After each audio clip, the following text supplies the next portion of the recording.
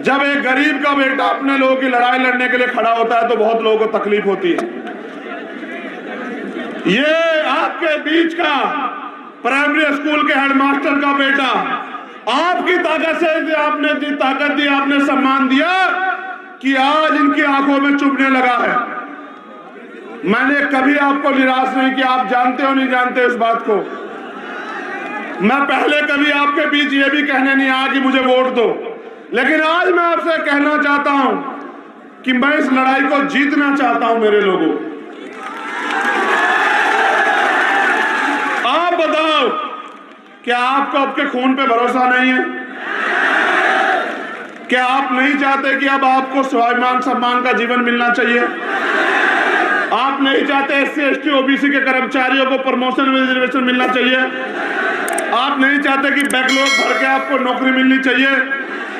क्या आप नहीं चाहते सरकारी ठेकों में आपको लाइसेंस, सरकारी ठेकों में आपको आरक्षण मिलकर आपको अवसर मिलने चाहिए?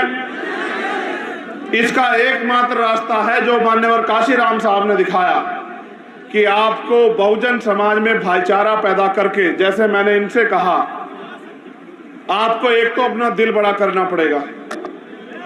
जाति हमारे महापुरुषों ने तो नहीं बनाई, जाति हमें बांटने के लिए बनाई गई। हम इस बात को जानते हैं, मानते हैं।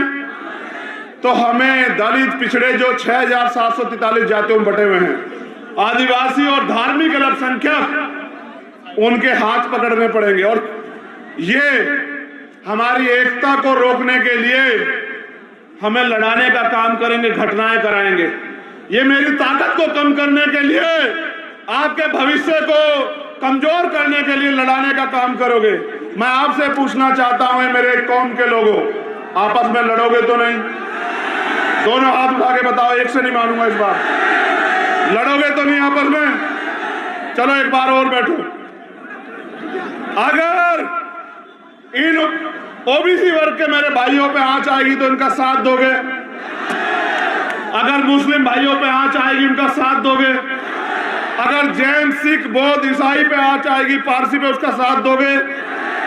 अगर देश की किसी भी महिला पे, किसी भी जाति धर्म की हो, अन्याय होगा, उसकी लड़ाई लड़ोगे? ये तुम में मानवता है, तुम में मानवता है।